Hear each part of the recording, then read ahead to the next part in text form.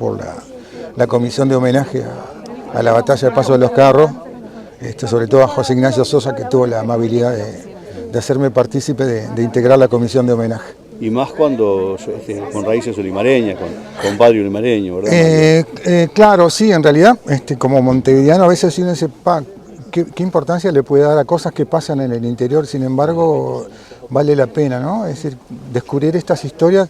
Yo comentaba que era una batalla que no tenía registrada, y eso que a mí me interesa, investigar sobre cuestiones históricas militares de acá del Uruguay, claro. Porque uno asocia 1904 generalmente con Massollar, pero para mí fue todo un descubrimiento, ¿no?, de esta batalla de Paso de los Carros, y al punto tal que traté de investigar, ¿no?, cómo se había desarrollado, qué había pasado, y bueno, quise hacer mi aporte, por supuesto, para la historia acá de 33, pero también un poco también que sea un hecho recuerdo como parte de la historia. ¿Le llamó la atención algo cuando se encontró empezó a recopilar la historia?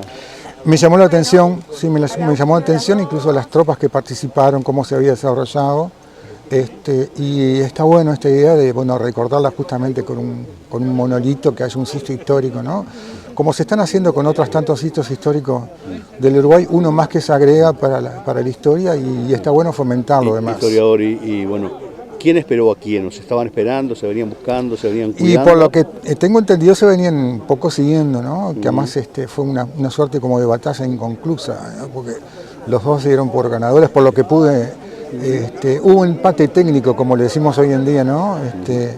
Y está bueno, y voy a seguir, obviamente, voy a seguir profundizando en la temática, ¿no? Porque además justo un bisabuelo mío era coronel del ejército gubernista. No estuvo en la batalla, pero sí era coronel del ejército gubernista, ¿no? Mario, y justo a las 14 horas, por eso hoy se descubre esta placa o este monolito a las 14 horas. Exacto, está muy ajustado, ¿no? Que lo hayan hecho a la misma hora que se desarrolló la batalla, ¿no? Y ojalá, no solamente acá la gente de 33, sino de otros puntos del Uruguay puedan visitar este sitio histórico, ¿no? Que se rememore, y aparte de lo que estuvo bueno, me parece que no se conmemoró un partido determinado, ¿no?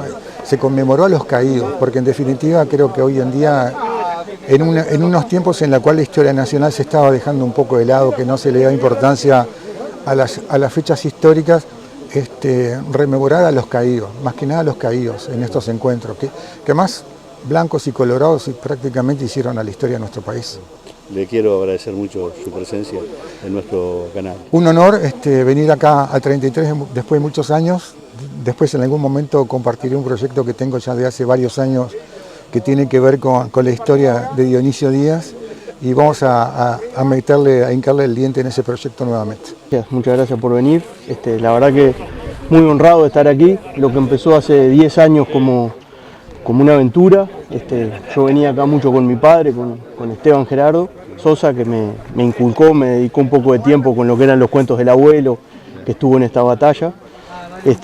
Y la curiosidad por la historia, la curiosidad por lo ocurrido, me llevaron años después, ya incluso con mi hijo chico, a venir al campo de batalla, apoyado con equipos de tecnología, y pudimos contactar que los cuentos que me había hecho papá, de la guerra, donde estuvo el abuelo, donde los blancos pelearon con los colorados, eran verdad.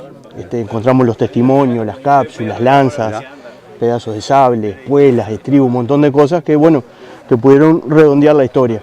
El tiempo pasó, seguimos investigando un poco, y surge la necesidad. Hace unos años en el país hay una gran corriente a nivel de jóvenes que les gusta la historia, que hacen homenajes, y 33 no podía estar de espalda a eso, ser un departamento que mira la parte cultural, la parte histórica, es importantísimo. Y qué bueno que también tenés un poco de respaldo a la espalda de la Fomento, ¿verdad? Una centenaria institución vinculada a estas cosas en el departamento. El primer contacto que hicimos fue con Gerardo Dolci, con el Pachacho, comentándole un poco la idea que teníamos. Inmediatamente abrazó la idea, él está muy vinculado, él tiene su estructura muy seria de trabajo, inmediatamente con la Fomento, con el Club de Leones, hicimos en el Progreso también, y ahí pudimos armar lo que fue el día de ayer, el 19 en el Progreso, una charla con una muestra de piezas históricas, y hoy momento que la verdad que es muy emotivo, que estén un montón de personas acompañando, la verdad que mucha alegría, mucha alegría. Justamente vos te iba a pedir alguno de esos cuentos que tú te acuerdes que te hacía el abuelo. Uf, tremendo, tremendo. Y bueno, el primer cuento que se me viene a la mente es cuando papá me contaba que el Tata le había dicho que acá en el campo de batalla, porque en esa época, en el 1904, en la guerra civil, pelearon hermanos con hermanos, vecinos con vecinos, fue tremendo. Y uno de los cuentos que siempre me hacía era que un amigo de él, del Tata, del abuelo, le había tirado con el arma y había visto que venía su amigo a caballo y le había tirado un disparo que había hecho que el caballo volara y su amigo volara por los aires, y bueno, siempre fue el cuento. De las primeras veces que vinimos allá bien contra el Paso, cuando me bajo con mi hijo, papá se quedó en el auto, medio incrédulo de que un detector de metales o que íbamos a encontrar algo, no creía mucho, y lo primero que encontramos fue una herradura vieja oxidada, que no sé si era de la batalla o posterior, pero lo primero que hago la levanto y se la muestro a papá y me dice, ¿viste? Te dije que ahí el Tata le había tirado al caballo. Y bueno, no le tiró al amigo, le tiró al caballo. Exacto, le tiró al caballo para que rodara, porque tenía que cumplir, pero siempre me quedó eso, ¿viste? Te dije que ahí había sido. Y bueno, y eso, un montón de cuentos más que después ojalá que queden en algún lugar registrado. Fue una época que había vivido el país, pero hubo un mensaje final tuyo muy bueno, de que bueno, pasó aquello, pero hoy es un momento para recordarlo a todos. Exacto, hoy estamos acá recordando, somos un montón de personas con distintas ideologías políticas, distintas miradas de la vida, del país, y bueno, y en aquellos momentos imagínate si serían distintas que hasta iban en armas. Hasta se quitaban la vida defendiendo un ideal, y hoy día estamos todos juntos, el ejército, la policía que en aquellas épocas batalló, distintas personas homenajeándolos. El mensaje es más que claro, jamás discutir con un vecino, con un familiar, con un amigo, con un conocido, con quien sea, discutir acérrimamente por ideales o por política, agarrar lo poco lo que te vincula, lo que tenés en conciencia, que es mucho más de lo que tenés como diferencia, y dar vuelta la jugada, no discutir, sino sembrar. Bueno, sí, la idea del grupo de nosotros y todos los colaboradores es eso, dejar algo para las futuras generaciones, porque ya hay mucha distancia en el tiempo de los acontecimientos, ¿no? Entonces, da trabajo, pero recuperar las imágenes, recuperar los objetos, o como también recuperar, como hablábamos ayer, recuperar un poco afirmar un poco lo que está escrito, ¿tá? con lo que se encuentra y con los hechos y la historia oral, que muchas veces hay historia oral que nos van dejando, nos alcanza y dicen, mira, tenemos una historia así que aconteció a mi abuelo, lo que sea. Digo, eso es bueno dejarlo plasmado y también que quede algo como lo que hicimos ahora, ¿tá? Y te das cuenta que todavía hay los sentimientos están a flor de piel, ¿no? Los comentarios, esto de la viva la patria, lo que sea, entrega, es una caricia al alma de saber que hay gente que todavía ama estos acontecimientos y que la historia sigue viva, ¿verdad? Walter. Un poco también, digo, ¿qué tan dificultoso ha sido poder encontrar todas estas herramientas? La distancia del tiempo y los suelos nuestros no protegen mucho y nos hace dificultoso un poco la conservación. Primero la extracción y después la conservación de las piezas, ¿verdad? Como hablábamos ayer, no termina solo en la recuperación de la pieza, sino en la conservación de esa pieza y el estudio, que es importante. Muchas veces la distancia del tiempo y al no haber acá un registro muy de la fabricación o de los elementos que llevan el Uruguay de guerra, hace imposible muchas veces la identificación. Eso es otro trabajo, el educarnos nosotros y el poder conseguir en enciclopedia, claro, o en libros, los orígenes de los materiales, también eso nos hace enriquecernos, porque muchas veces podemos, por un hilito podemos llegar a una pieza que de repente perteneció a otra guerra, porque yo voy a contar un caso. Nosotros estamos estudiando ahora también lo que fue la guerra de la Triple Alianza, y empezamos a encontrar que los paraguayos y el ejército imperial brasilero usó mucho mucho de la botonística y las armas de la guerra de la secesión americana. O sea, los excedentes de la guerra llegaron acá a América, ¿no? Y lo mismo pasa con los materiales encontrados acá.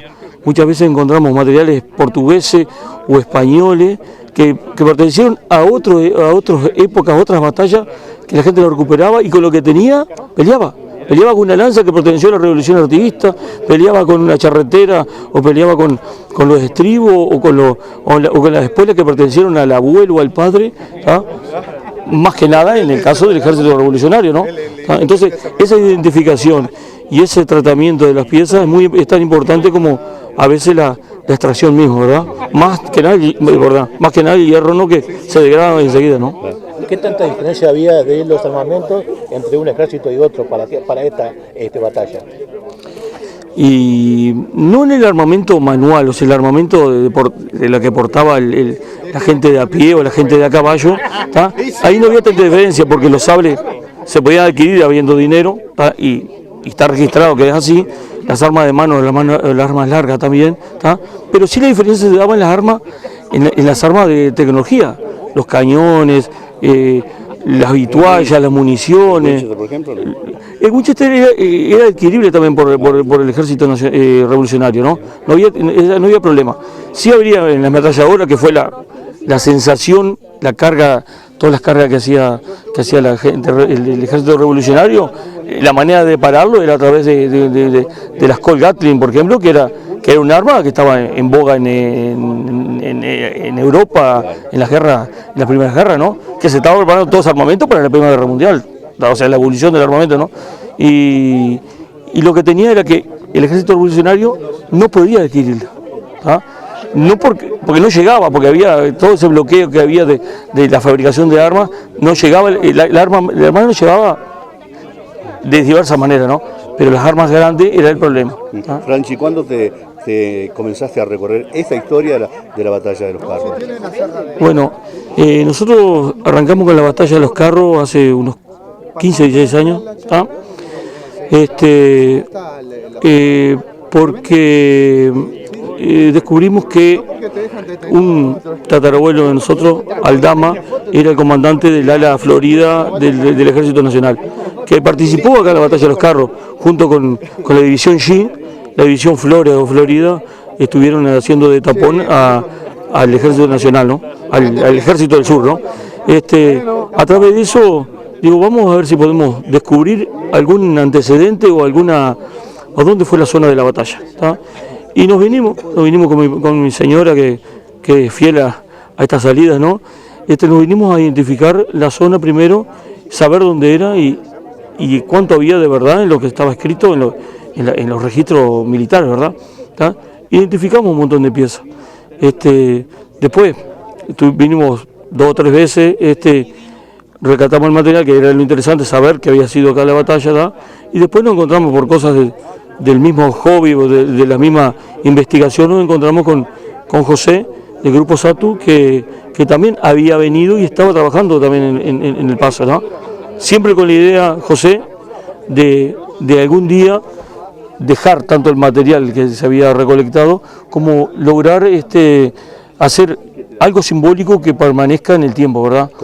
Como esto que era la idea, ¿no? Aparte de eso, juntar un grupo humano que no solo trabajara en Paso de los Carros, sino que fuera desplazándonos hacia guerra, por ejemplo, batalla de la independencia, con lo que fue, por ejemplo, ahora estamos identificando la batalla de Chafalote en 19 de abril en Rocha, India Muerta, Carpintería, Sarandí, batalla de Sarandí, o sea, diversas historias, ¿tá?